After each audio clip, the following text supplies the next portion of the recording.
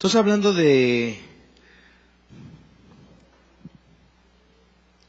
Hebreos 3, abra su Biblia, Hebreos 3:7.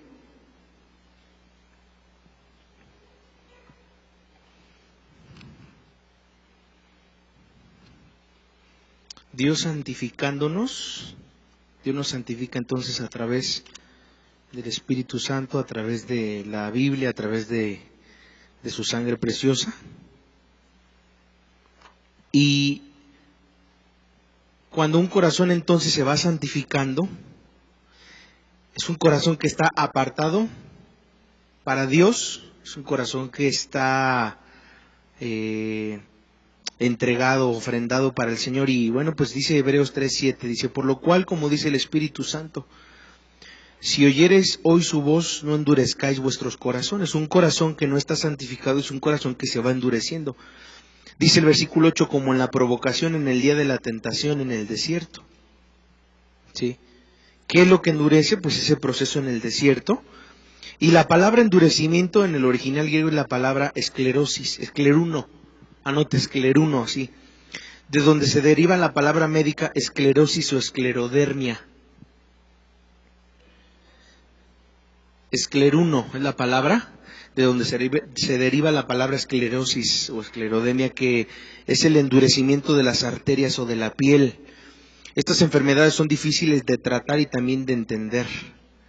Hay médicos que han coincidido que estas enfermedades son de larga duración y la gente sufre porque sus arterias se tapan, pueden sufrir largos y severos dolores y los remedios médicos son muy difíciles de conseguir. Incluso en la esclerodermia no hay cura, no hay sanidad. Los médicos dicen que no hay, esa es una enfermedad que se tiene pues que tratar, ir controlando, pero no hay avances médicos. Entonces es la misma palabra que se ocupa en Hebreos 3:7 cuando dice: no endurezcáis vuestros corazones. ¿Alguien conoce o ha visto ha visto a una persona con esclerosis, que sufra de esclerosis? Es sumamente doloroso. Entonces el corazón, esta parte cuando dice no endurezcáis vuestros corazones, ahí en Hebreos 3:7 habla de esclerosis. No dejen que su corazón se endurezca. ¿Qué es lo que impide que el Señor nos vaya santificando? De manera progresiva, el corazón endurecido. Solo Dios puede sanar y restaurar a un corazón que se va endureciendo, que impide que se santifique. Y Jesús nos va cambiando día a día.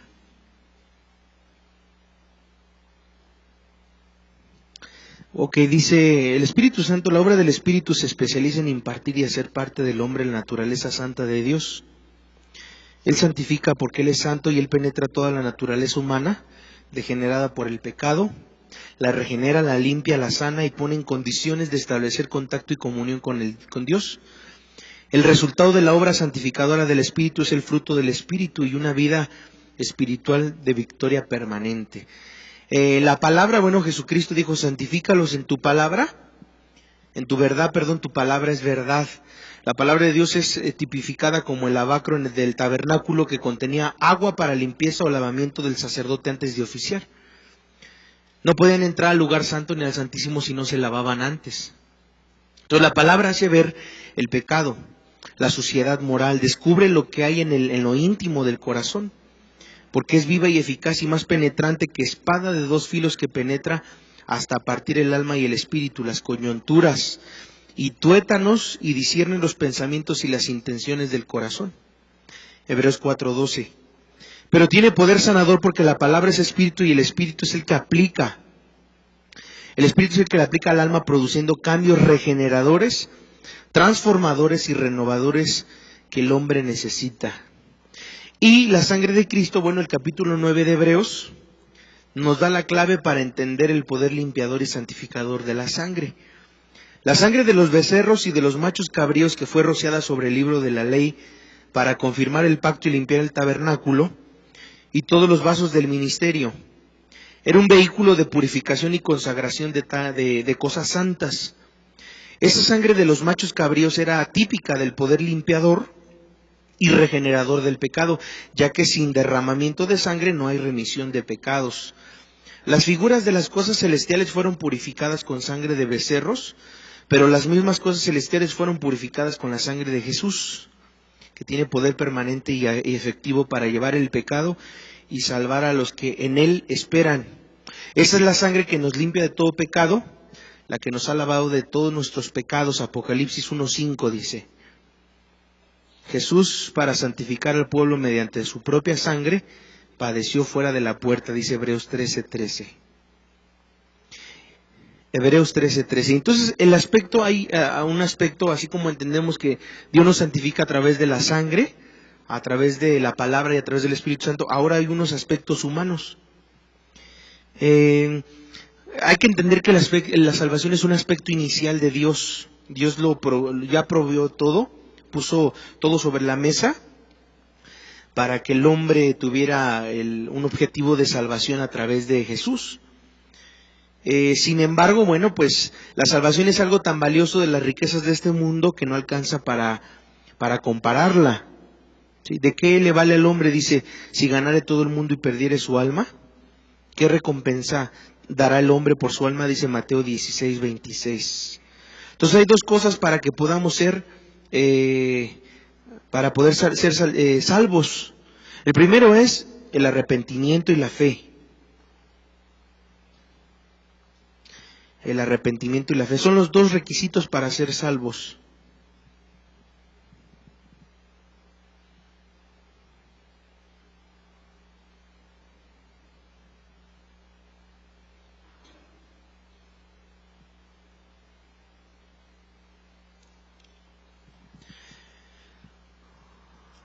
Dice Efesios 4:8, porque por gracia sois salvos por medio de la fe, y esto no de vosotros, pues es don de Dios, no por obras, para que nadie se gloríe.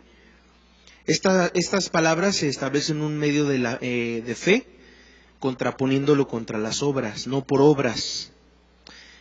¿Por qué recarga entonces inmediatamente la contrapartida de que no es por obras? La tendencia humana, ¿verdad?, de nosotros como humanos es esa parte de querer hacerlo todo en nuestras fuerzas. En Génesis 3:7 dice que Adán y Eva cubrieron su desnudez, es decir, trataron de buscar su propia cobertura, una cobertura humana. Y había un símbolo de excusas por haber pecado contra Dios. Por ejemplo, Caín trató de sustituir el sacrificio establecido por Dios para el perdón por una ofrenda, símbolo de las formas falsas y humanas de adoración. Caín estableció el método de adoración de culto a las obras de justicias humanas, pero Dios lo rechazó. Todo el sistema de adoración que destituye la forma exclusiva que Dios ha dictaminado para el hombre fue definido por Judas como el camino de Caín. Y Pablo atacó también severamente a aquellos que querían justificarse por medio de las obras, colocando bajo pecado a todo el mundo. Dice, por ejemplo, Romanos 3:19-20, dice: la justicia de Dios por medio de la fe en Jesucristo para todos los que creen, siendo justificados gratuitamente por su gracia, mediante la redención que es en Cristo Jesús, a quien puso como propiciación por medio de la fe en su sangre para manifestar su justicia, a fin de que Él sea el justo y el que justifica al que es de la fe de Jesucristo. Pero al que obra no se le cuenta el salario como gracia. Dice Romanos 4:4 hasta el 14. Dice específicamente que su fe les es contada por justicia. Entonces, ¿cómo Dios va haciendo la obra? Pues Dios va obrando a través de la fe, de creer que Jesús es que nos trajo salvación. Y el arrepentimiento, bueno, pues hay muchos versículos donde en la palabra se nos habla acerca de la necesidad de un verdadero arrepentimiento para alcanzar perdón. Por ejemplo, el mensaje de Juan el Bautista siempre hablaba, ¿verdad?, de arrepentimiento, y dice: arrepentíos porque el reino de los cielos se os ha acercado. Los apóstoles retomaron el mensaje de Jesús y predicaron la necesidad del arrepentimiento para perdón de pecados. ¿Pero qué es arrepentimiento? O sea, podría ser la pregunta. En su forma más sencilla es un cambio de actitud. Ese es el arrepentimiento.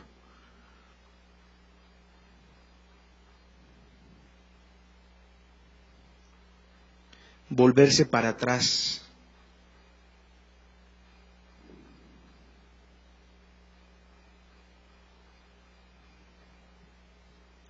Y les dicto esto, el verdadero arrepentimiento bíblico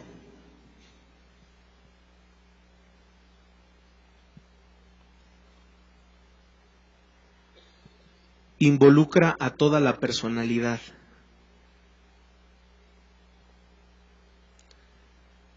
Dos puntos y seguido.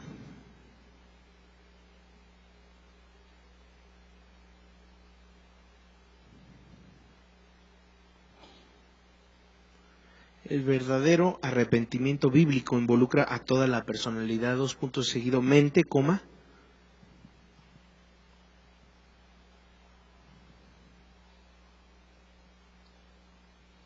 Afecto.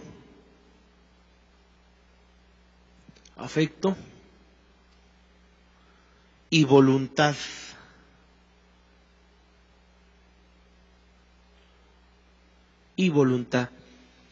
Dice Mateo 3:8, dice que frutos dignos de arrepentimiento. O sea, el Señor habla, por sus frutos los conoceréis, no por sus palabras, sino por sus frutos, dice la palabra, ¿no? Es decir, una persona que está arrepentida, no siempre es nada más con las palabras que dice, sino ¿con qué? Con sus frutos. ¿Qué frutos hoy tú das o qué frutos hoy tú haces para el Señor para saber qué tanto estás cerca de su presencia? Por ejemplo, miren, una vez yo me hacía una pregunta que suena interesante y habla acerca también de esta gracia, de esta salvación.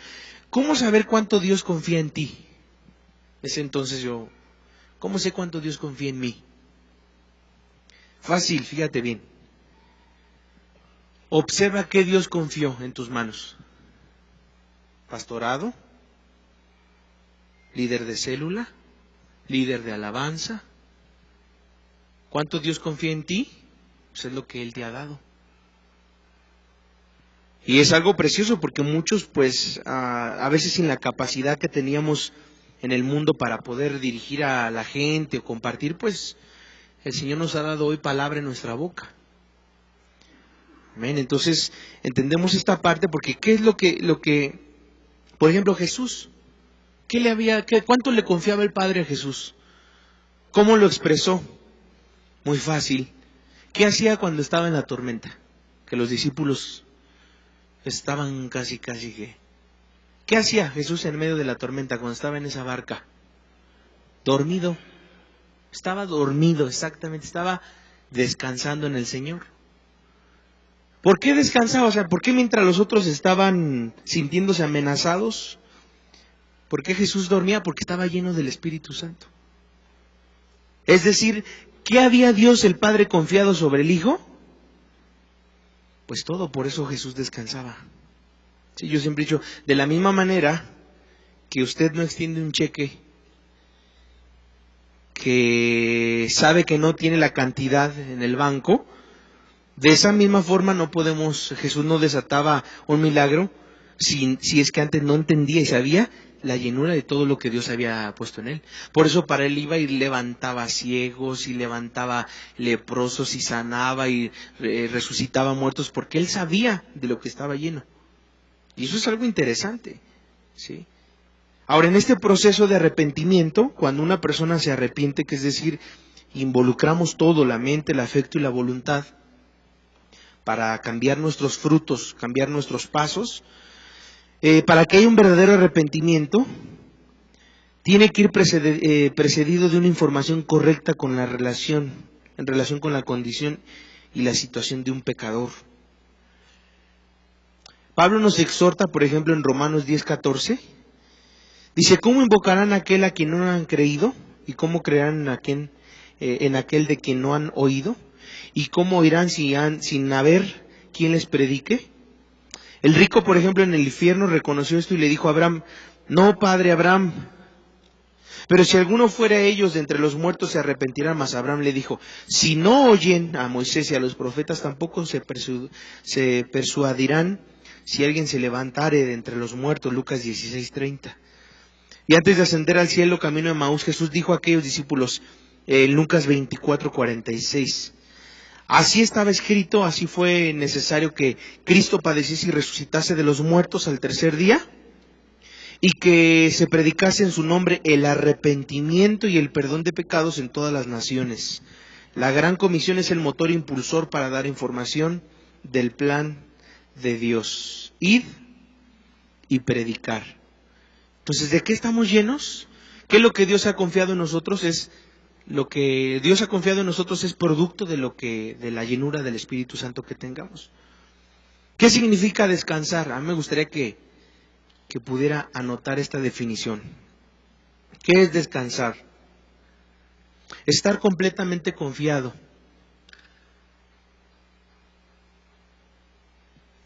Y convencido que Dios tiene mis cargas.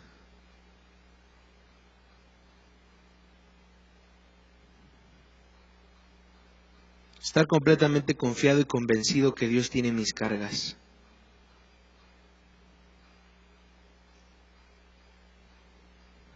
Pero si no hay arrepentimiento, no hay descanso. Ese es un principio bíblico. Si no hay arrepentimiento, no hay descanso. ¿Qué es lo contrario a arrepentimiento o qué es lo contrario a descanso? Inquietud. Le digo a los guerreros de oración, nunca liberes ni ores a alguien que no se ha puesto a cuentas con Dios. Mándalo primero a que se ponga a cuentas con Dios y después lo liberas. Es decir, una persona que espera y que está confiada en Dios, no está inquieta, está ahí en la paz. Sí, la palabra descanso es el reposo, la quietud o la pausa que se hace en medio de la tormenta.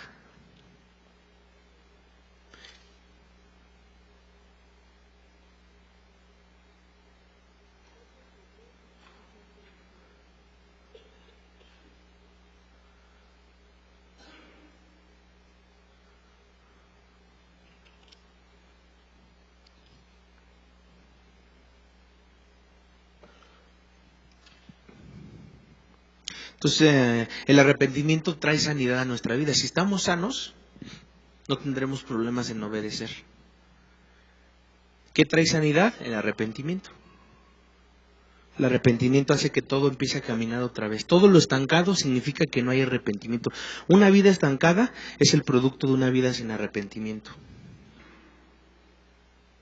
Por ejemplo, cuando uno de los dos en el matrimonio no está rendido, no descansa en Dios, escuche esto, ese matrimonio está camino al divorcio.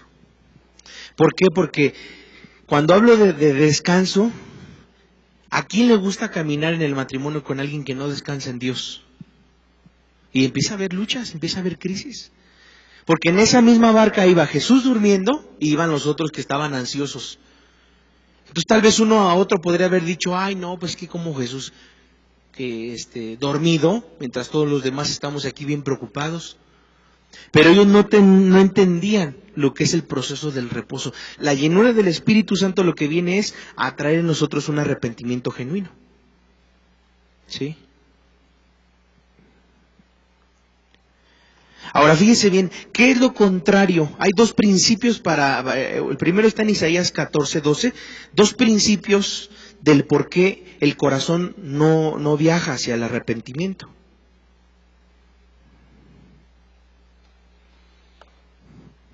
El primero está en Isaías 14, versículo 12 al 14. Isaías 14, 12 al 14. Y hay los 4 yos de Satanás. Es decir, ¿qué está en contra del arrepentimiento? El yo. ¿Qué es el yo? Estar lleno de ti mismo. Fíjense, ahí dice en Isaías, yo subiré, yo levantaré, yo me sentaré y seré. El yo. Eso no puede, el principio satánico es el yo. ¿Qué va en contra del arrepentimiento? Diga, el yo, el egoísmo. ¿Qué es egoísmo? Estar lleno de ti mismo. Eso es egoísmo. Estar lleno de mí mismo. Ahora, el segundo es el yo del hombre. ¿Qué va en contra del arrepentimiento? El yo de Satanás, pero también el yo del hombre. Lucas 12, 17 al 20.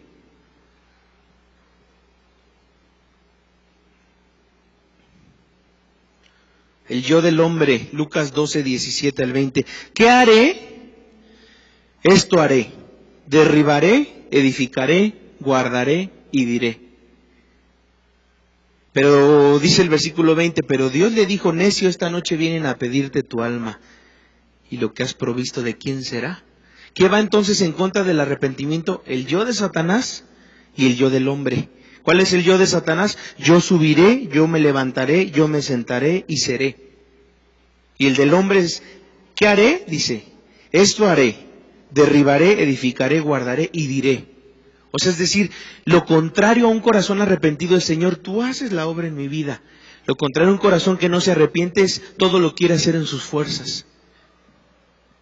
Una persona egocéntrica o una persona egoísta está en el proceso de desintegración. Repito, una persona egoísta o egocéntrica está en el proceso de desintegración.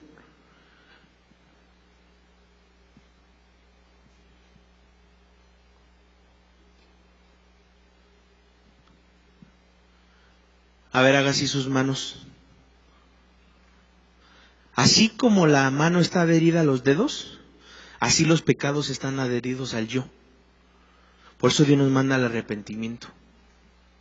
Todos los pecados, ¿saben cuál es la base de los pecados? El yo. El yo, el yo, el yo, el yo. El egoísmo.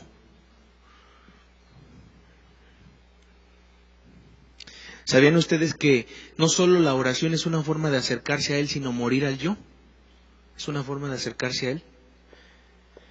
¿Por qué? Porque cuando muero al yo, le recuerdo al Padre lo que hizo su Hijo en la cruz.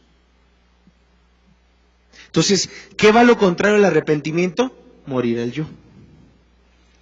El morir al yo significa dejar la vieja, morir a la manera vieja de vivir. Repito, el morir al yo es morir a la vieja manera de vivir, coma,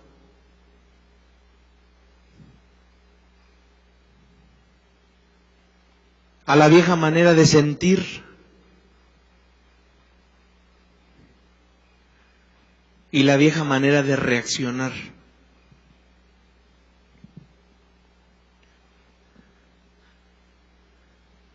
Cuando no muero al yo, esto no lo anoté, pierdo lo que recibí de parte de Dios. Liberación, sanidad, provisión. No muero al yo, se pierde todo lo que recibí. Mire, ¿cómo sabemos si hemos muerto al yo? ¿Cómo reaccionas ante una humillación? Mire, algo que es una realidad es, ¿quieres saber a alguien que ha muerto al yo y que en verdad es un cristiano con una naturaleza diferente? ¿Cómo trata a los meseros? Tú nada más ve a comer un día con alguien y ve cómo trata a los meseros. Y ahí. Sí, hay risitas por ahí porque dicen, híjole. La segunda, ¿cómo reaccionas ante una injusticia? Porque morir al yo, vuelvo a repetir, creo que lo anotó, es morir a la manera vieja de vivir, a la manera vieja de sentir y a la manera vieja de ¿qué? De reaccionar. Número 3, ¿cómo reaccionas ante una crítica? ¿Sabían ustedes que una persona que no muere al yo siempre se está defendiendo de toda crítica? No, y cuando tu pastor te dice, hermano, es que mira, así no son las cosas, trata mejor a la gente, tienes que aprender a ser humilde. No, a mí no me venga a decir eso, porque no ha muerto al yo y se le pone al tú por tú al pastor, porque no han muerto al yo. Y escucha esto, ahí va un bombazo, nunca pongas a servir a alguien que no ha muerto al yo. Porque escucha esto, escucha este bombazo, porque tarde o temprano sabes cómo va a dirigir y va a pastorear, bajo ambición y no bajo visión. Si tú tienes en tus manos la decisión de no poner a servir a alguien que no ha muerto al yo, no lo pongas a servir. Porque va a empezar a dirigir en su carne. Y cuando el hombre empieza a dirigir, el Espíritu Santo ya no dirige. Y por último, ¿cómo reaccionas ante un desaire? ¿Cómo reaccionas ante alguien que te deja con la mano estirada? O sea, son preguntas que nos llevan a entender cómo estamos viviendo ante el yo. La que sigue, Adi, pasa la otra. Hacia adelante, porfa. La manera de reaccionar revela cuánto he madurado y menguado hasta parecerme más a Cristo. Sí, cuando estás bajo la gracia cambias el yo. Vamos cambiando el yo. Cuando estás bajo la gracia cambias el yo. A la manera de reaccionar revela cuánto he madurado y menguado hasta parecerme más a Cristo. ¿Sabe por qué un líder deja de servir y se cansa? No, ya no quiero ser supervisor, pastor. Ya me cansé. Porque todo el tiempo ha estado dirigiendo en sus fuerzas y no en la gracia de Dios. Y cuando una persona es puesta por Dios, a pesar de la crisis y la lucha, ahí sigue. Pero cuando alguien es puesto por el hombre, a los 3 meses ya se fueron de la iglesia. Entonces Dios dice que hay que tratar con ello. ¿Se acuerdan del profeta Eliseo cuando mandó a Naamán, el general de un ejército sirio, sumergirse 7 veces en el Jordán para recibir su sanidad? ¿Sí se acuerdan? Y le dice entonces el profeta Eliseo, ve y sumérgete 7 veces para que esa lepra desaparezca. Pero este hombre en el río Jordán, es decir, el profeta Eliseo lo mandó al río Jordán. Recuerdo mucho una cita bíblica que dice, bueno, pero Abana y Farfar no son los ríos de Damasco, ¿no son mejores que las aguas de Israel? Eso no es morir al yo. Entonces le dice, no vayas a Abana y a Farfar, vete y sumérgete a las aguas del Jordán. ¿Quién se sumergió en las aguas del Jordán antes de iniciar su ministerio? Jesús. Todas las veces que aparece en la Biblia la palabra el río Jordán, significa morir al yo o descender. Sí, cuando Jesús bajó al Jordán, donde murió al yo, es decir, después de ese momento su ministerio comenzó a partir de ahí de bajar a las aguas del Jordán. Entonces, obedeció después este hombre sirio, se zambulló 7 veces en el Jordán, conforme a la palabra del varón de Dios Eliseo le había dado, y recibió entonces su sanidad. Dice que su carne se volvió como la carne de un niño y quedó limpio. Entonces vamos a esta parte cuando hablamos acerca de morir al yo. ¿Qué más es morir al yo? Anote, morir al yo es obedecer aunque tenga la razón. Morir al yo es obedecer aunque tenga la razón.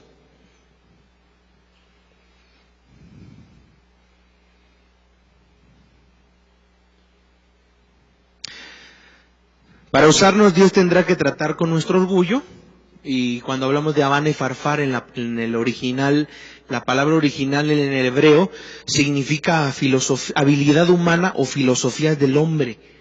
Por eso es que el profeta Eliseo le dijo, no vayas ahí, baja mejor a las aguas del Jordán.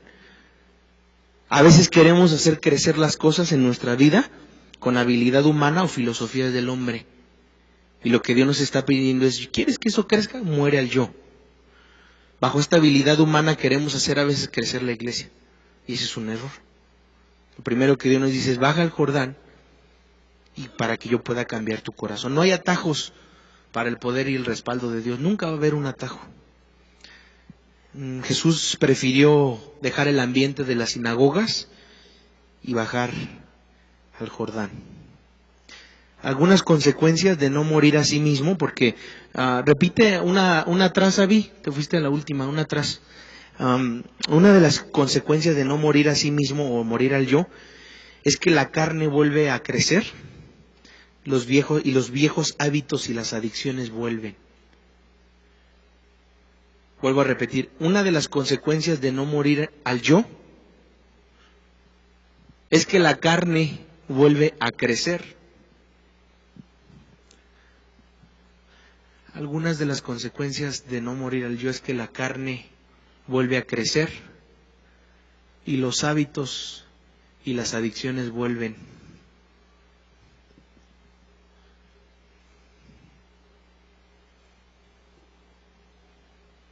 Los hábitos y las adicciones vuelven. Sí. A veces mucha gente pierde su sanidad, su milagro, por no morir al yo. Por eso dice la palabra que cuando echó a los demonios, dice, regresó y la casa estaba limpia, vacía y adornada. El problema no es que estuviera limpia y adornada, sino vacía. Ese es el problema. Entonces hay que entender que el morir al yo nos lleva a todo lo contrario a esa santificación. ¿Qué es santificarme? Morir al yo. Cuando no morimos al yo, volvemos a nuestras viejas rutinas. Anote esto, cuando paro de morir, paro de cambiar. Cuando paro de morir, paro de cambiar. Cuando no muero al yo, dejo de oír, ver. Cuando no muero al yo, dejo de oír, ver, percibir y entender lo espiritual.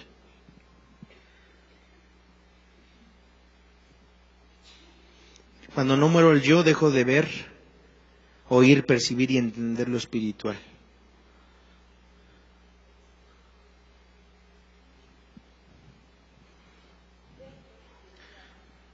Ver, oír, percibir y entender lo espiritual. Ver, oír, percibir y entender lo espiritual. Entonces la santificación es, ¿qué dije? Morir al yo. El no morir al yo nos hace egoístas. ¿Qué es ser egoísta? Ya se lo dicté hace ratito, estar llenos de mí mismo. Eso es egoísmo. Entonces fíjese bien, cuando no muero al yo, me vuelvo mecánico, rígido y viejo vino. Anote, cuando no muero al yo, me vuelvo mecánico, rígido y vino viejo.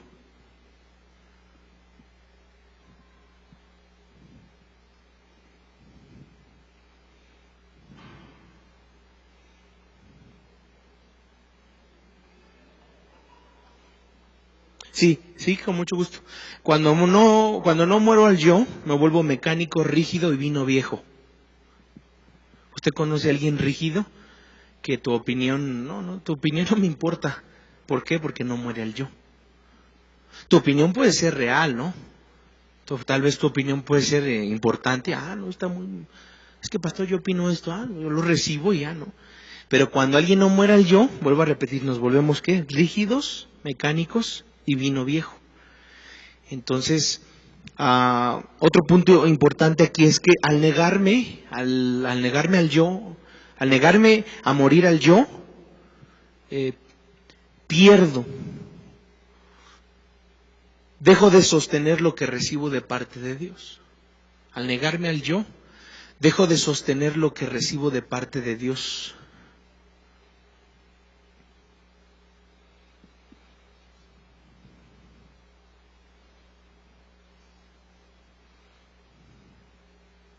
Amén. Las bendiciones de Dios están esperando en el cielo a que tú mueras. Díselo, a ver, díselo a que está a tu lado. Las bendiciones de Dios están esperando a que tú mueras. Anótelo, las bendiciones de Dios en el cielo están esperando a que tú mueras.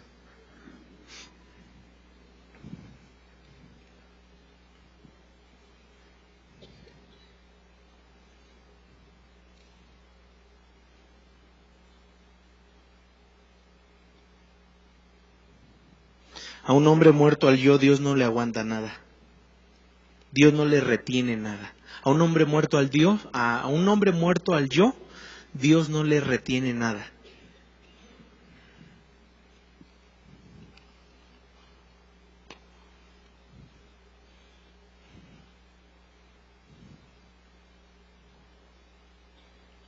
Ahora fíjese, dentro de este proceso del fruto de arrepentimiento hay aspectos humanos que es la confesión y la restitución. Por ejemplo, en la confesión, el acto de la confesión es importante dentro del proceso de arrepentimiento. La confesión es la capacidad que Dios da en su gracia para con el hombre de poder expresarle a él el pecado o los pecados cometidos.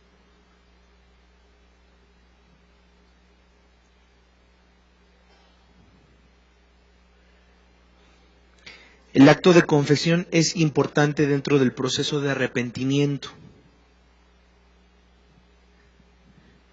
La confesión es la capacidad que Dios nos da en su gracia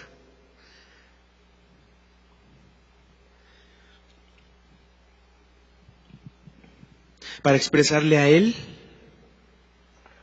los pecados cometidos.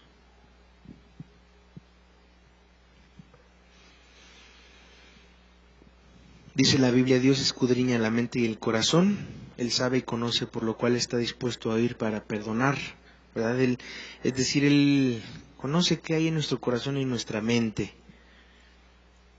Aquí se plantea una pregunta, ¿a quién confieso?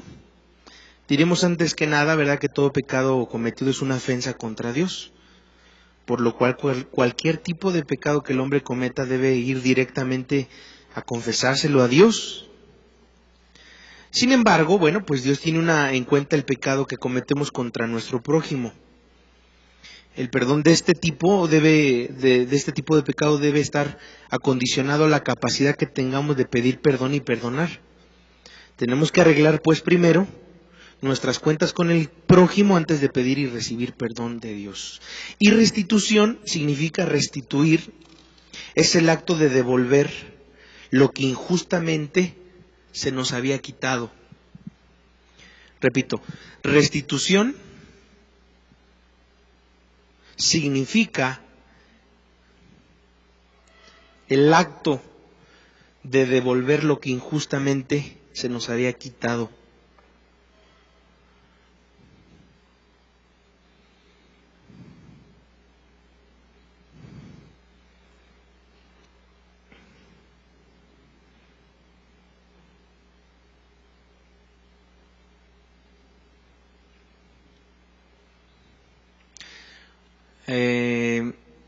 Es decir, la cuestión de arrepentimiento tiene que ver con dos cosas.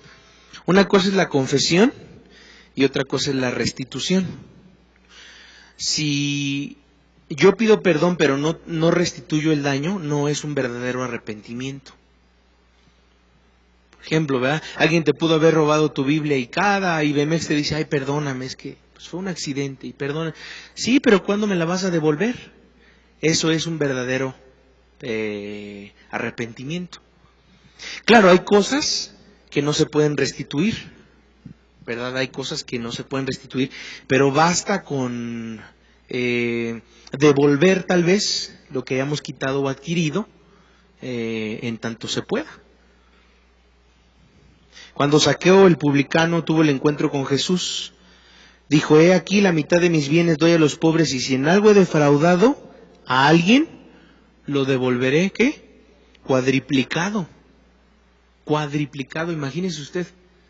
O sea, tuvo un encuentro con Jesús y dijo, si algo he robado, bueno, pues ya sé que he robado. Si a alguien le he defraudado, se lo voy a devolver cuadriplicado. Entonces hay un aspecto también divino, que es el perdón de pecados y la conversión. Por ejemplo, ¿sabía usted que hay cosas que la Biblia menciona o que todas las conversiones en la Biblia fueron bien detalladas? ¿Por qué? ¿Por qué las conversiones de las personas en la Biblia, en el Nuevo Testamento, eran tan bien detalladas? ¿Nunca se lo había preguntado? O sea, ¿por qué no fue así como, Pablo se convirtió y punto? El antes y el después, ¿qué más? Testimonio, ¿qué más?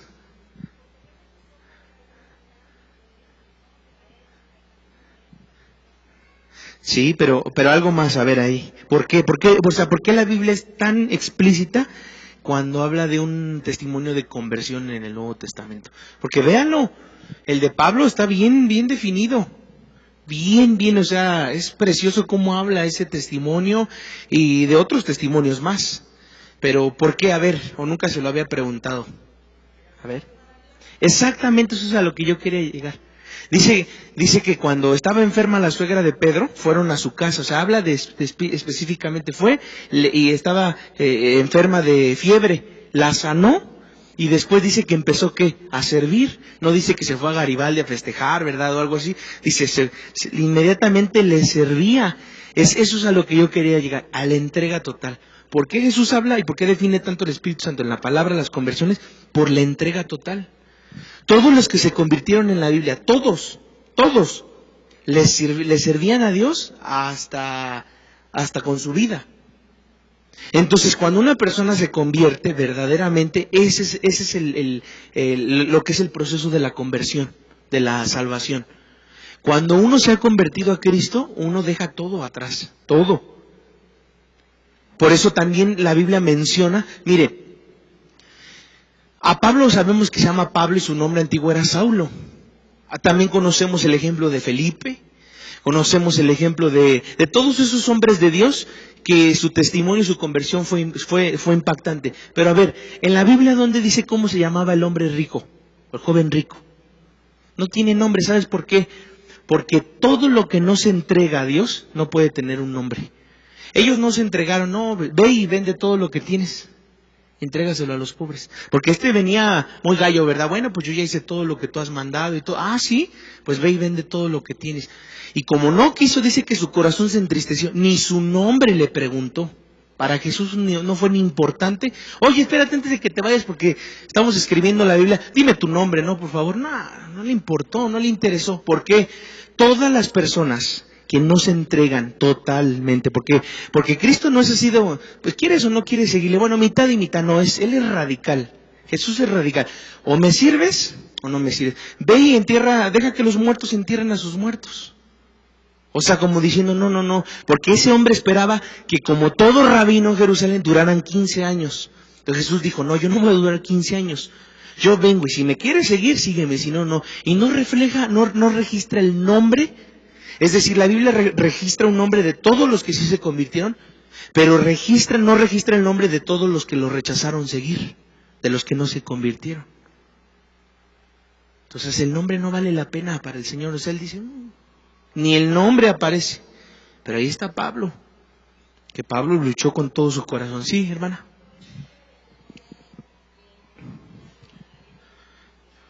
Tampoco hay nombre. Hay muchos nombres en la Biblia que no aparecen, ¿verdad? Que se da a entender. Es como las multitudes. Por ejemplo, fíjense bien, Jesús fue específicamente, llamó a los 120, a los 70, a los 12 y luego tenía un grupo de 3. Pero específicamente Jesús fue, escuchen esto, fue salvador de miles, de miles. Fue maestro, es decir, fue mentor de unos cuantos cientos, pero fue solo padre de 12. Estuvo con 12 que no se separaba. Y de toda esa multitud que andaban por allá, díganme, ¿alguno que mencione el nombre de todos esos? No. Mas sin en cambio menciona de esos 12 porque fueron los que siempre estaban con Jesús. Ahí estaban, y ahí estaban. Entonces es importante entender cuál fue el proceso de la restitución que Jesús dice, bueno, si tú estás arrepentido, tiene que haber una restitución total. ¿Verdad? Hay gente que dice, bueno, yo sí estoy arrepentida, vengo, recibo a Cristo, pero no quiero dejar el trabajo donde estoy. O hay gente que recibe a Cristo y muchísimo tiempo después empiezan a hacer algo para dar testimonio. Entonces dice la Biblia, ¿verdad? ¿Se acuerdan de esa cita bíblica que dice, muéstrame tu fe, tu fe a través de tus obras? O sea, es decir, que tus obras hablen de lo que es tu fe. Eso habla Jesús específicamente. Entonces el perdón de pecados es que Dios es la fuente del perdón. Ese es el primer principio. Dios es la fuente del perdón.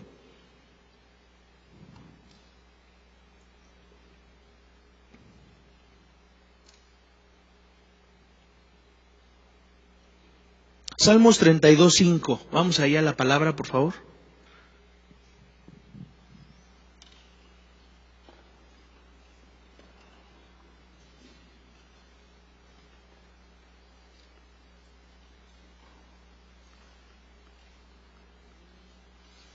¿Sí? ¿Ya lo tienen ahí? A ver, denle lectura, por favor.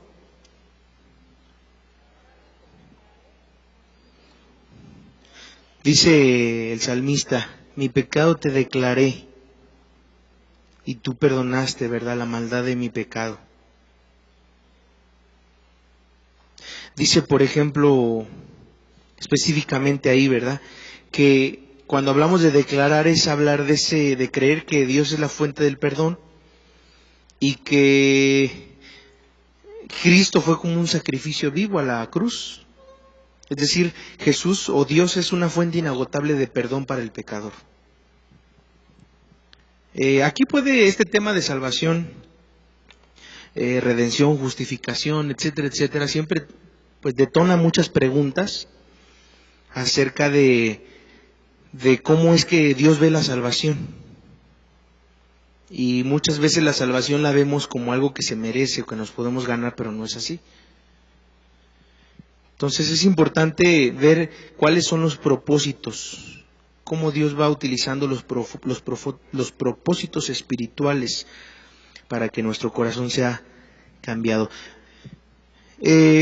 Todos aquellos sacrificios no eran más que típicos del verdadero sacrificio, del cual manaría una fuente inagotable a través de Jesús. Dice Hechos 10:43, de este dan testimonio los profetas, que todos los que en él creyen recibirán perdón de pecados por su nombre, ¿verdad? Pedro hablaba en casa de Cornelio y testificaba que él es la fuente. Pablo ante los ancianos de Antioquía decía ahí en Hechos 13:38, sabed pues esto, varones hermanos, que por medio de él, o sea, de Cristo, se os anuncia perdón de pecados, y que todo aquello de que por la ley de Moisés no pudiese ser justificados, en el justificado todo aquel, es justificado todo aquel que en él cree. Durante su ministerio público hay una frase que sale permanentemente de los labios de Jesucristo. Ella es: hijo, tus pecados te son perdonados. Ni yo te condeno, vete y no peques más, ahí en Mateo 9:2. Sin embargo, el perdón viene como un resultado de un arrepentimiento verdadero y profundo. Recuerden que todas estas veces que él decía: hijo, tus pecados te son perdonados, él conocía el corazón. Esa es la realidad. Dios conocía el corazón. Y al conocer el corazón, pues había implícito un perdón que él tenía preparado.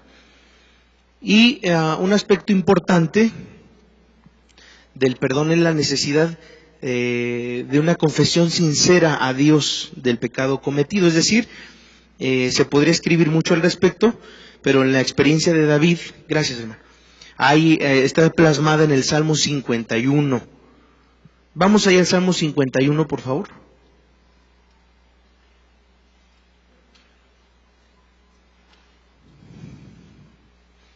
Este Salmo 51 se escribe, o lo escribe el salmista, cuando su corazón estaba devastado por el pecado que había cometido.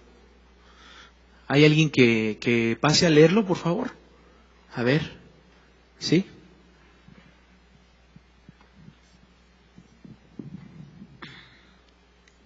Arrepentimiento y plegaria pidiendo purificación. Ten piedad de mí, oh Dios, conforme a tu misericordia. Conforme a la multitud de tus piedades, borra mis rebeliones. Lávame más y más de mi maldad, y límpiame de mi pecado. Porque yo reconozco mis rebeliones, y mi pecado está siempre delante de ti. Contra ti solo he pecado, y he hecho lo malo delante de tus ojos, para que seas reconocido justo en tu palabra, y tenido por puro en tu juicio. He aquí, en maldad he sido formado, y en pecado me concibió mi madre. He aquí, tú amas la verdad en lo íntimo, en lo secreto me has hecho comprender sabiduría.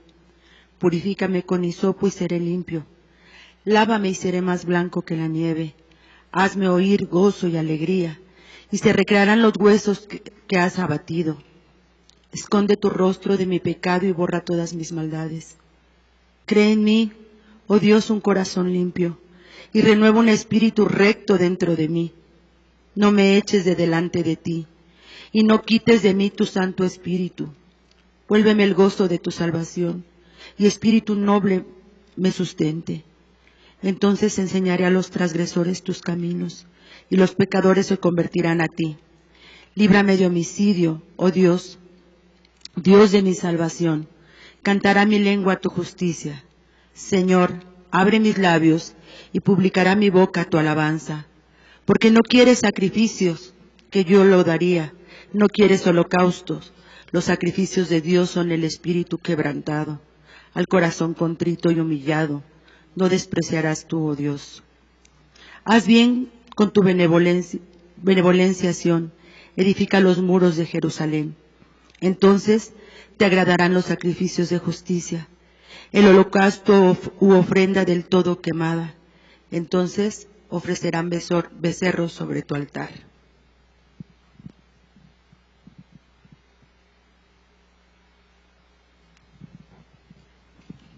Amén. Entonces escribe ahí el salmista,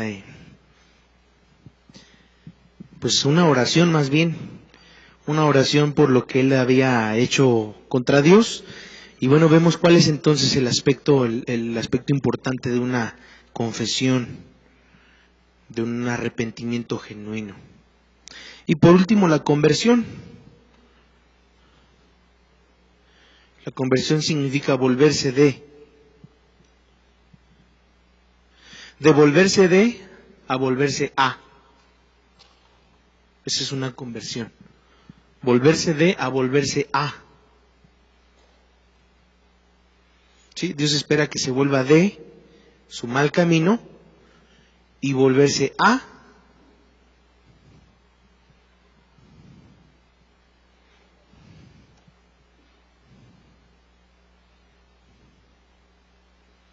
se vuelva a Él. ¿Amén? Entonces dice, por ejemplo, la palabra en Lamentaciones 5:21 dice: vuélvenos, oh Jehová, y nos volveremos. Esta vuelta se produce cuando el hombre arrepentido viene a Dios y en busca de perdón y salvación. Entonces se hace la real conversión. El volverse de es el inicio, el volverse a es la conversión propiamente del corazón del hombre. Desde el Antiguo Testamento, Dios exhorta al hombre a que se convierta de su mal camino. Esta conversión produce primero un cambio de condición.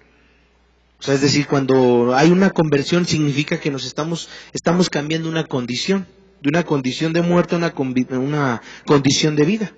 En este sentido, la conversión es dejar de ser una cosa para ser otra. Sí, y en el orden moral y espiritual es convertirse de la maldad para ser un santo, dejar de adorar ídolos para adorar al Dios vivo, y la tristeza convertida en gozo se describe como un cambio de situación, un traslado.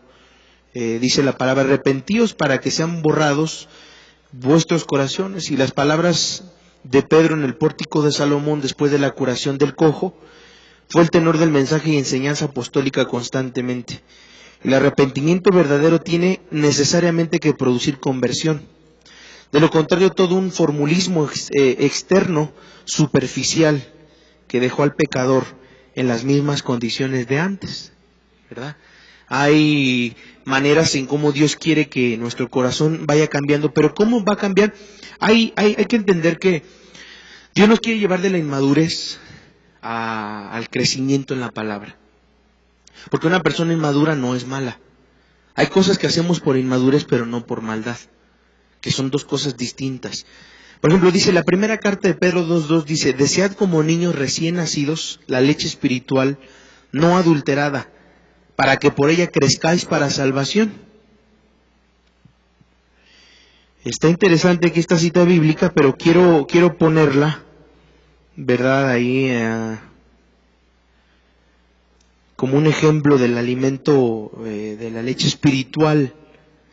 Entonces, ¿cómo una persona va siendo transformada? A través de la palabra, pero no siempre vamos a tomar pura leche como recién nacidos, sino que dice: para que por ella crezcáis, ¿para qué? Para salvación. Es decir, una persona que recibió salvación es la persona que necesita alimentarse.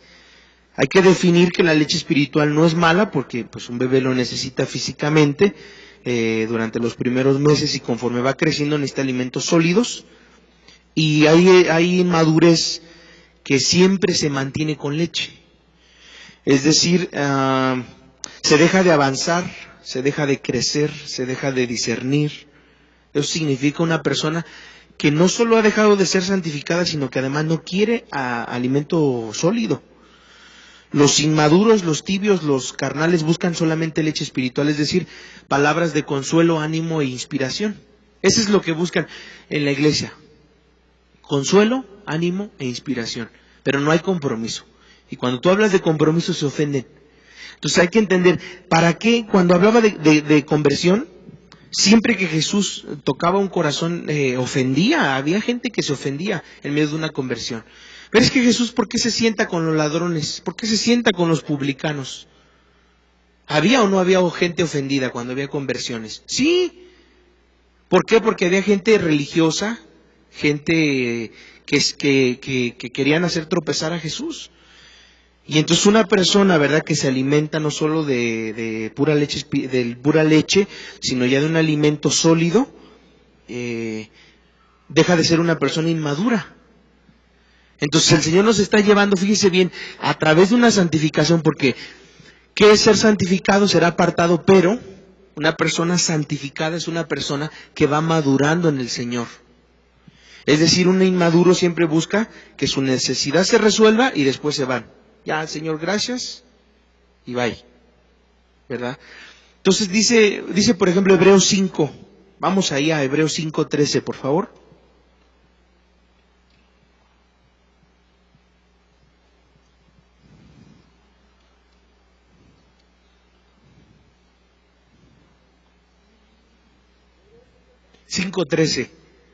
A ver, ahora un varón que le lea, pase aquí al frente. Hebreos 5:13 al 14.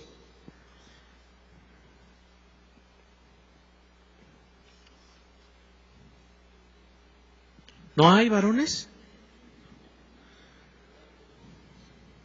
Pasa aquí, hermano.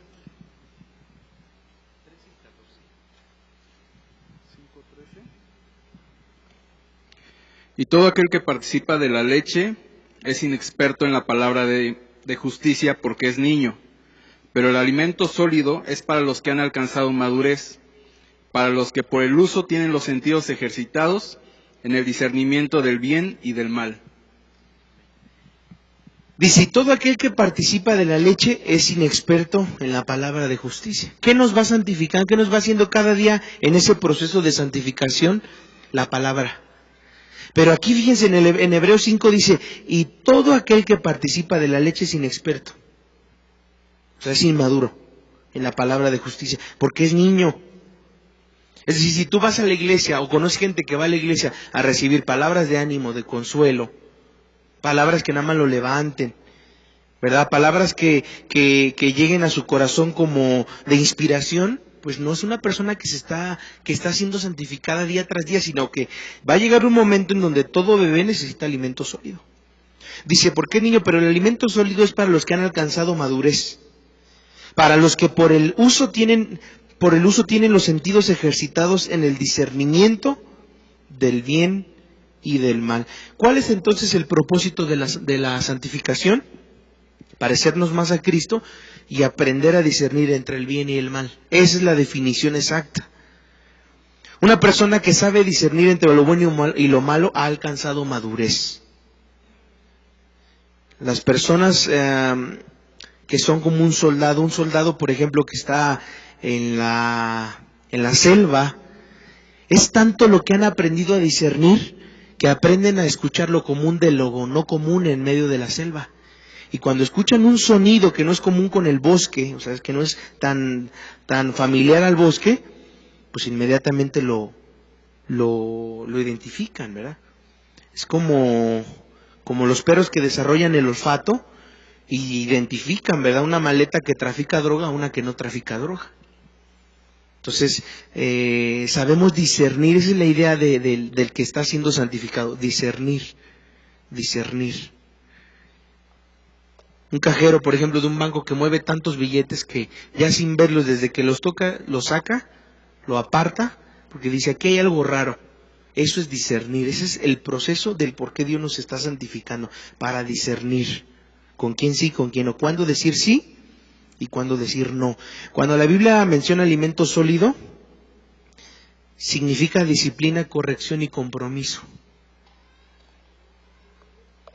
Cuando la Biblia habla de alimento sólido, significa disciplina, corrección y compromiso.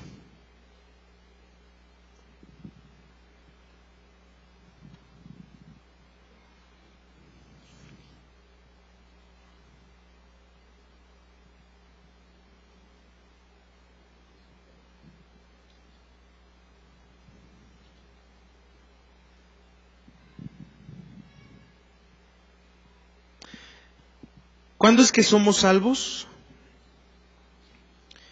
Ahí fuimos salvados, ¿verdad? En la eternidad. Y Dios nos predestinó desde antes de la fundación del mundo, ya estábamos apartados. Una cosa es la predestinación y otra cosa es la omnipresencia, la omnisciencia de Dios, más bien, la omnisciencia.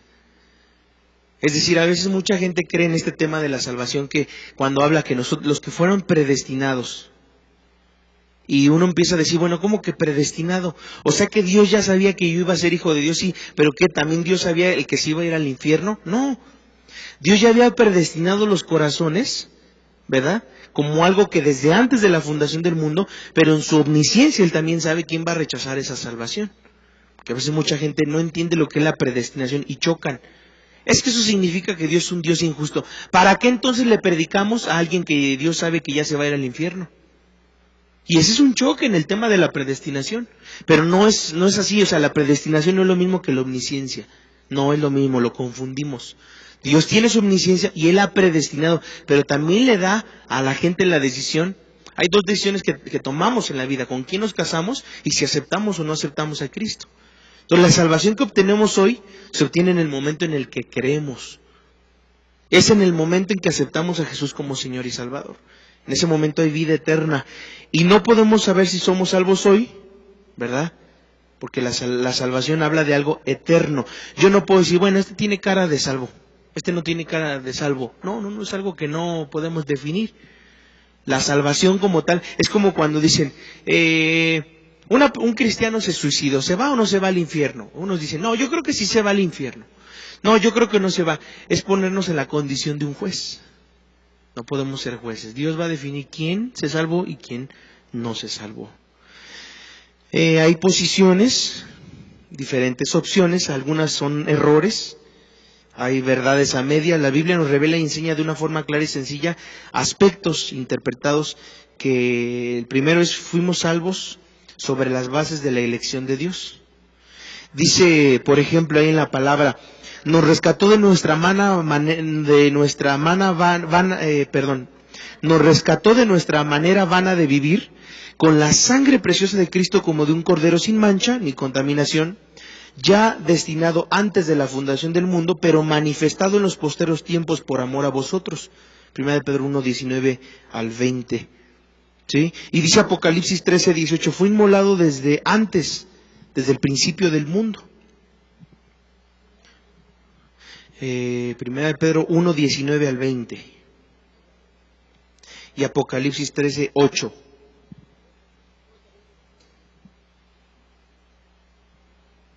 Fuimos destinados, predestinados antes desde la fundación del mundo, ¿verdad? Efesios 1, 4. Es decir, nuestros nombres fueron escritos en el libro de la vida desde antes de que fuera fundado el mundo. Eso es otra de las cosas que tenemos que aprender. Ya Dios nos tenía bien predestinados quiénes íbamos a recibirle, pero también Él tiene personas que le han rechazado y que Él, ¿verdad?, nos eligió de acuerdo a su conocimiento, a su preconocimiento. Fuimos predestinados para ser adoptados hijos suyos, Efesios 1:1.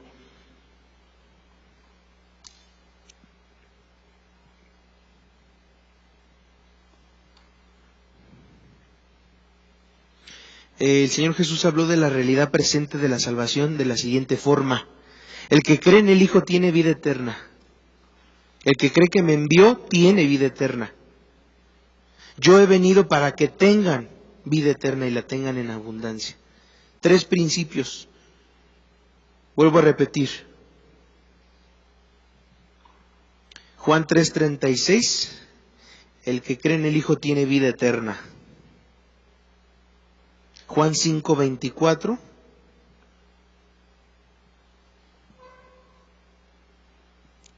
El que crea al que me envió tiene vida eterna, dice Jesús.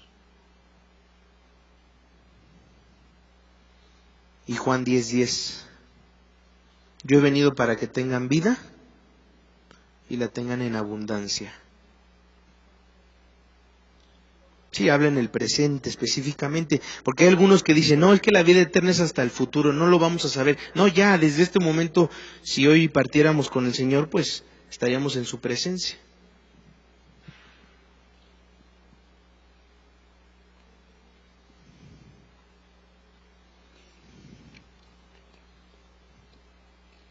La última imagen, Avi, por favor.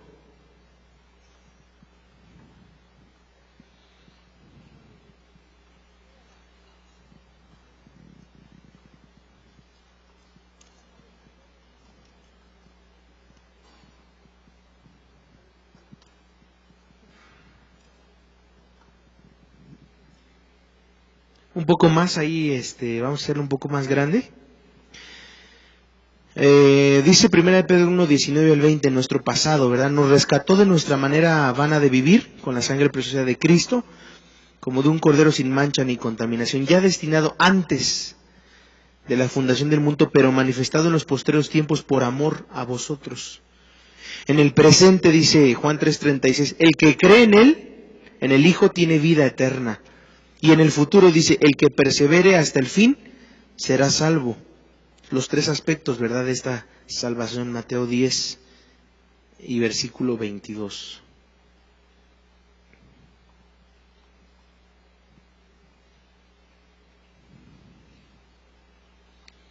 Aquí viene una pregunta interesante, que ¿cómo se conjuga la voluntad de Dios con el libre albedrío del hombre para obrar en la salvación?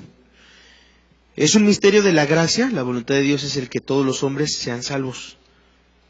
Él lo ha provisto todo para que el hombre sea salvo, pero el hombre es el que tiene que creer. Dios puede presionar al hombre, pero no lo obliga. Hace provisión al hombre de todos los elementos viables para que crea, pero no lo obliga. Sin embargo, la promesa de Dios permanece firme, para que todo aquel que en Él cree no se pierda, mas tenga, ¿qué?, vida eterna. La intención original de Dios es que todos sean salvos, reciban a Jesús.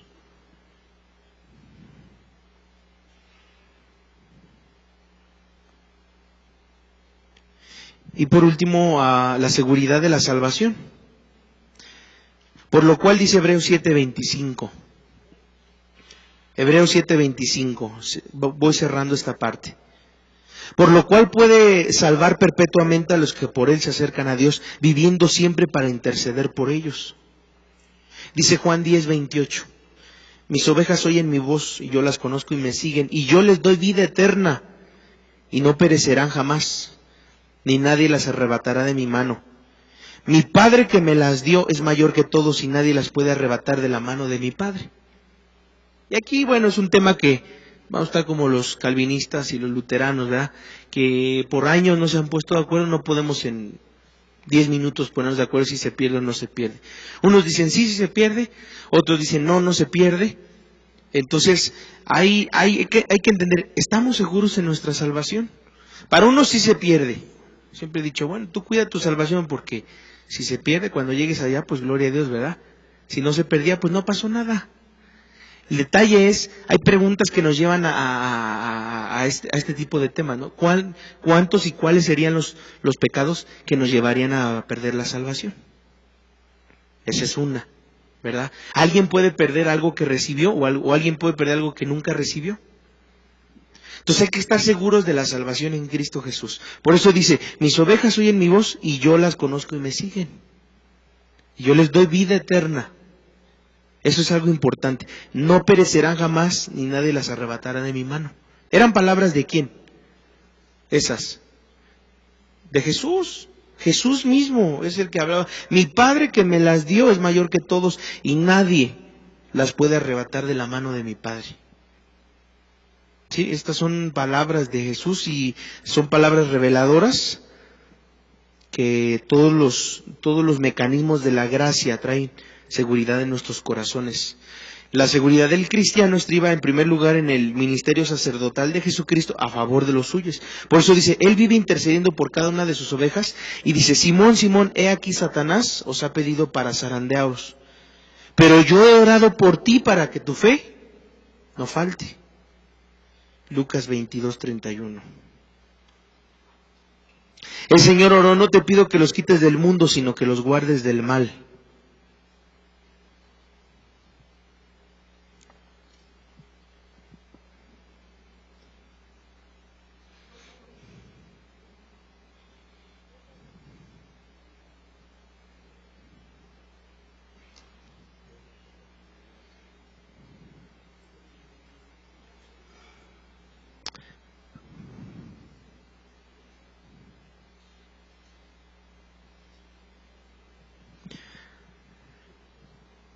Ahora vamos cerrando con este tema que habla acerca del cuidado también de nuestra salvación.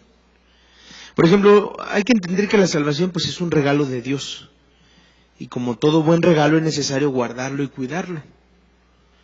la Biblia nos exhorta en primer lugar, dice, por tanto es necesario que con más diligencia atendamos a las cosas que hemos oído, no sea que nos deslicemos. ¿Cómo escaparemos nosotros escaparemos nosotros y descuidaremos una salvación tan grande? Todavía va más allá el apóstol Pablo cuando habla a los filipenses y dice, ocupaos de vuestra salvación con temor y temblor. Ahí en Filipenses 2:12. Y Jesús nos exhorta diciendo, he aquí yo vengo pronto, retén lo que tiene para que nadie tome tu corona. Vuelve a advertir después, al que venciere será vestido de ropas blancas y no borraré su nombre del libro de la vida, Apocalipsis 3:5. Porque se levantarán falsos cristos y falsos profetas y harán grandes señales y prodigios de tal manera que engañarán, y si fueren posible, aún a los escogidos. Mateo 24:21. Y por último amonesta diciendo, sé fiel hasta la muerte y yo te daré la corona de la vida. Entonces entendemos que Él tiene recompensas. Porque dice la palabra, ¿verdad? Los que están en Cristo no hay condenación.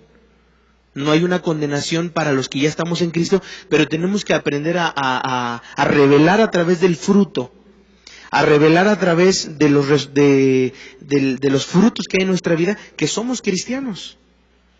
Hay una lucha, ¿verdad?, al hablar de este tema, porque algunos dicen, bueno, ¿cómo sé que soy o no soy cristiano?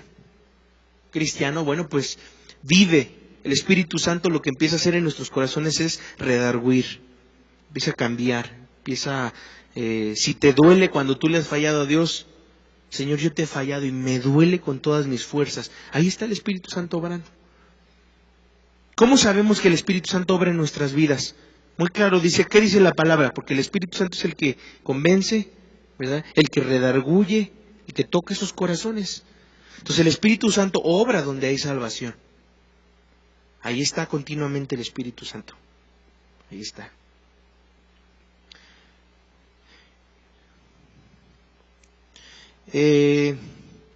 Dice la palabra en Pedro, vamos ahí a Pedro 5:8 para terminar. Primera de Pedro 5:8.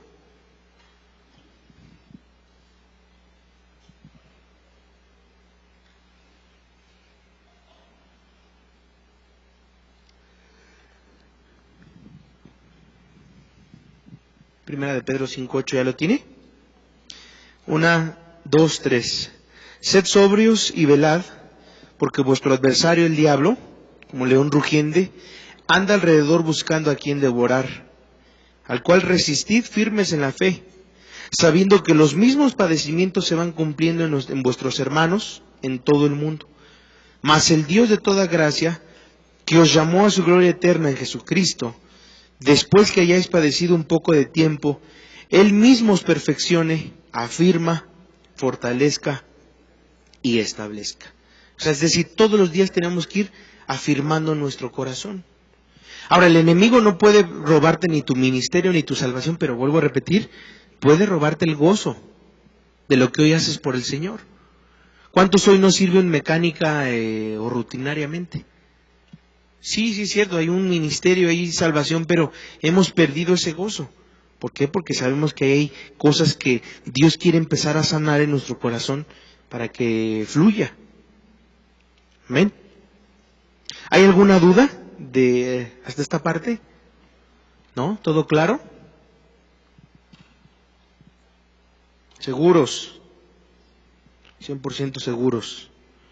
Ok, vamos a tomar 5 minutos y fórmense por mesa. Les voy a así como están, si quieren, por mesas, de grupos de 3, de 4, ahí como estén. Y fíjense lo que vamos a hacer. Vamos a escribir cuál es nuestro testimonio de salvación. Tú lo vas a escribir ahí.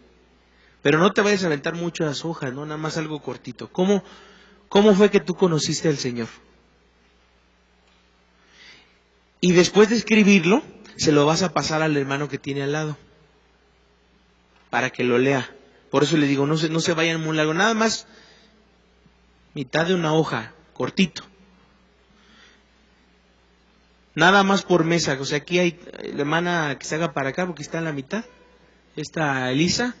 Está entre una y otra. Hágase para acá. Entonces hay 3, 3, 3. ¿Aquí cuántos? Hazte para acá, Raúl. 3. Aquí los que estén. Así, o sea, júntense nada más para que queden en mesa. Yo prefiero que queden de 3 o de 4. Ahí esa hermana no se define. No, defínase. Los tibios no hay. Fríos o calientes. Entonces, escriban su testimonio.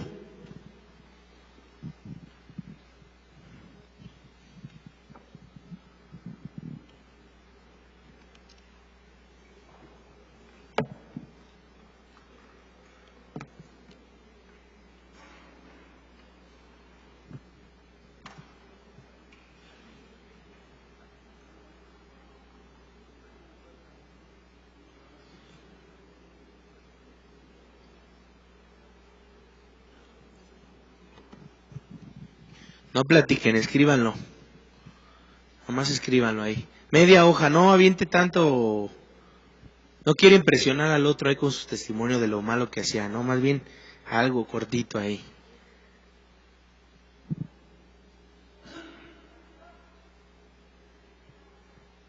No, cada quien en su hoja. Sí, cada quien. Sí, no, cada quien. No, cada quien en su hoja. Sí, breve, no exageren, nada más algo cortito ahí. ¿De dónde lo rescató el Señor? ¿Qué hizo el Señor en su vida? Un breve testimonio ahí de dónde tal vez algunos el Señor los sacó del alcohol, otros los sacó de la muerte.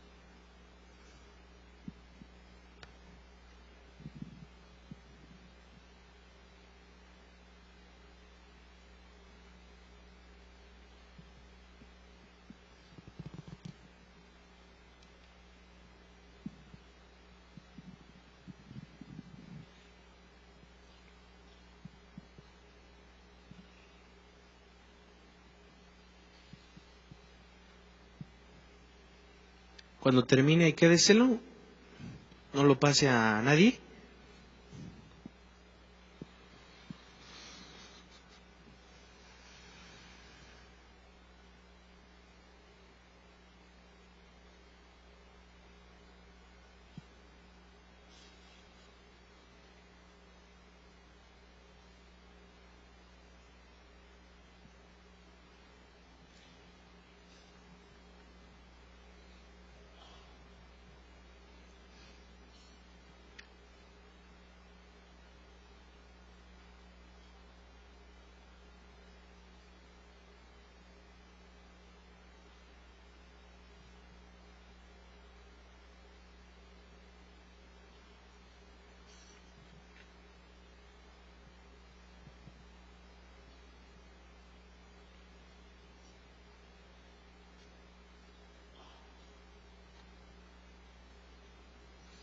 y voy a hacer 4 preguntas. De esas 4 preguntas, tú las vas a escribir las respuestas abajo y me las vas a entregar a mí. Mejor yo me voy a quedar así para pasar lista. Entonces fíjese bien, la primera es... Sí, no, nada más pongan la respuesta. O sea, termina de escribir su testimonio, repito, y abajo usted va a escribir las 4 respuestas de las 4 preguntas que yo le voy a hacer.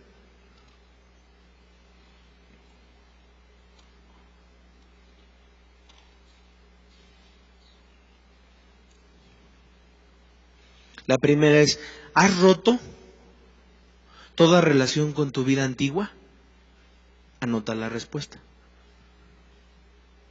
Cuando digo relación pueden ser amistades, ¿eh? Porque algunos escribieron ahí, no, pues yo me gustaba emborracharme. Hasta el día de hoy has roto con toda relación que tenga que ver con eso. Anótalo ahí.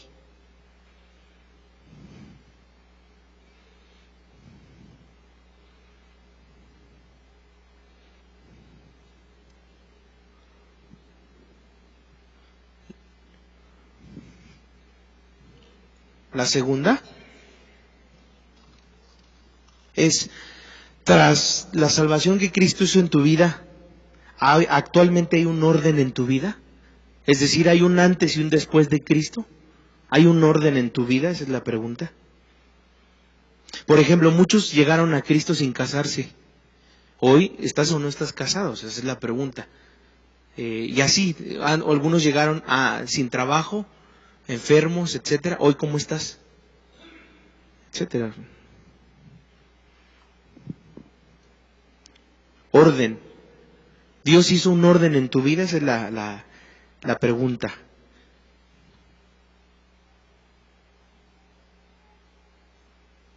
Sí, porque algunos tienen contrato nada más, pero no están casados. ¿Estás casado realmente? Es decir, tu matrimonio antes, hoy es diferente. Hoy tu matrimonio es diferente al que era antes de lo que escribiste. Ay, no, pastor, sigue siendo el mío o está peor. No, pues escríbelo.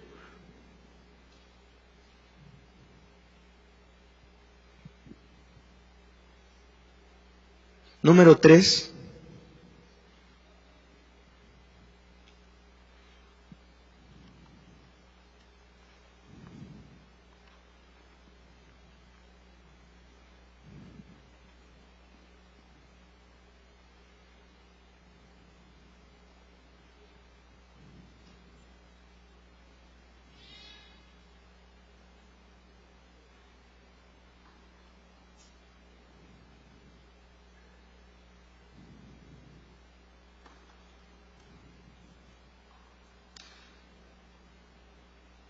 ¿Cómo es tu relación actual con el Padre?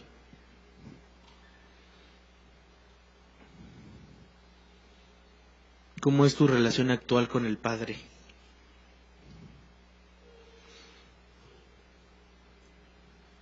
Aquí yo voy a calificar lo más leal, lo más sincero que sea. ¿Cómo es tu relación actual con el Padre?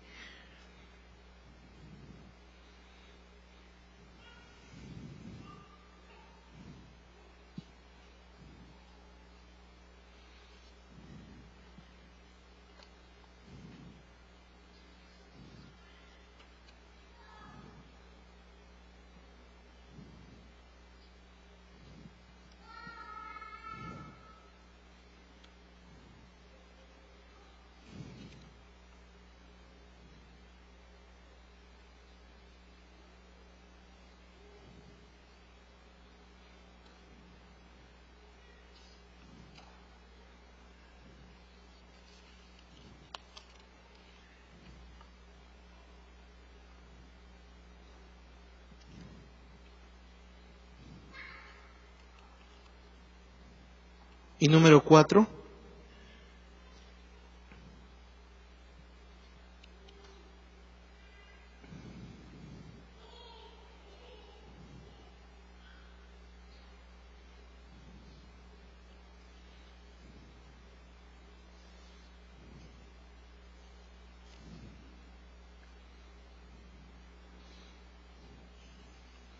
¿cómo esperas que sea tu vida?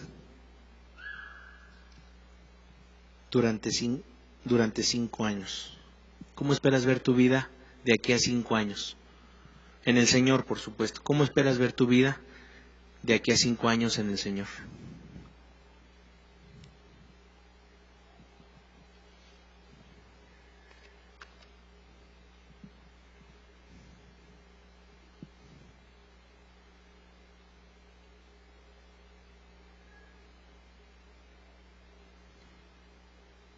Póngale su nombre, por favor, su nombre completo y la iglesia de donde viene.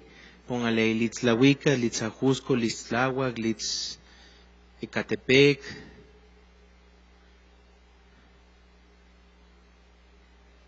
Su nombre completo y me pasa la hoja, por favor.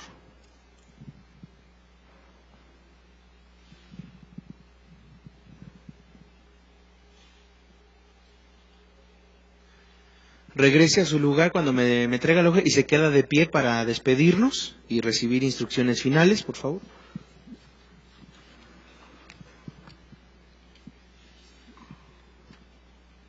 Recuerde que esta es su asistencia. Si no entrega, no vino a la clase.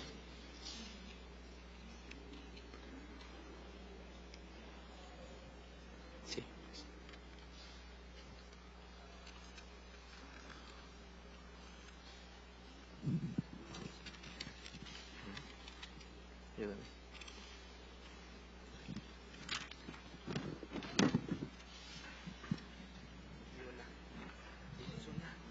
Hola.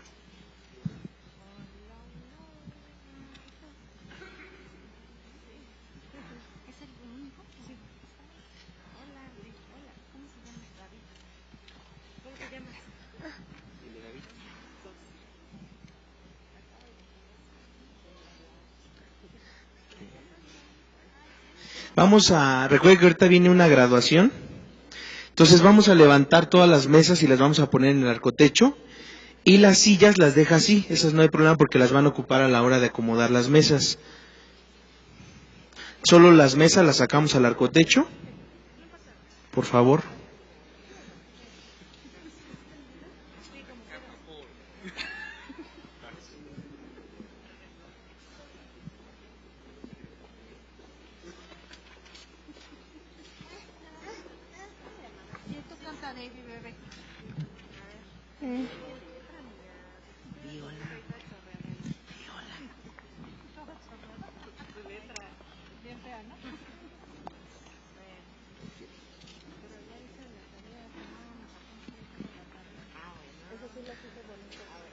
La tarea me la trae en el 9 de septiembre.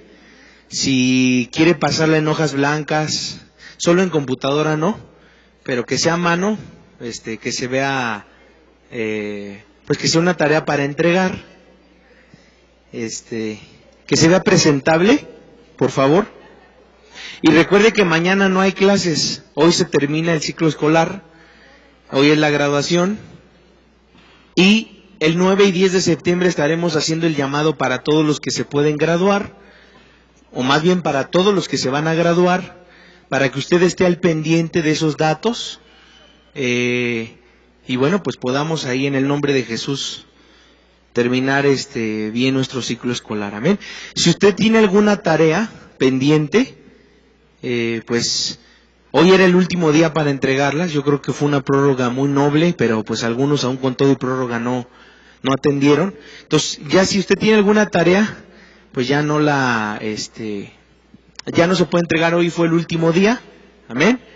Y pues ya ni modo, esas tareas ya se pierden. Entonces vamos a orar. Tómese ahí de las manos, póngase de pie.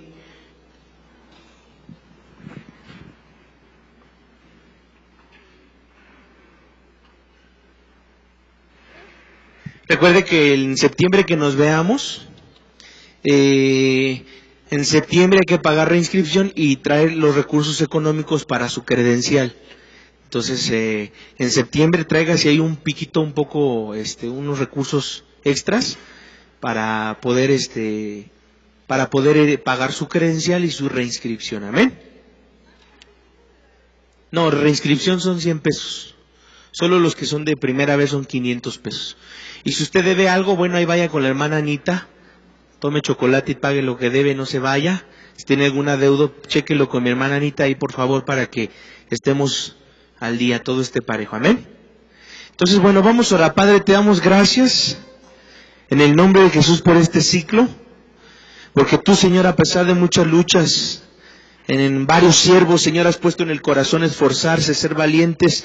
Hoy bendecimos, Padre, este tiempo y declaramos, papito hermoso, que tú te vas a glorificar durante la graduación, que todo va a salir bien, Padre, que tú tomas todas las cosas bajo tu control. Padre, llévate la lluvia, llévate lejos la lluvia, para que los invitados, los graduados puedan disfrutar un momento juntos, Señor. Y así mismo oramos por aquellos que van a viajar a otros estados de la República. Guárdalos, Padre, bendícelos en su regreso, en su camino. Que la palabra que hoy sembraste, Señor, traiga un fruto al 100%, Señor. Que todo lo que tú haces, Dios, es perfecto. Que todo lo que tú haces, Padre, se sostiene de acuerdo a tu voluntad, permanece para siempre, Padre.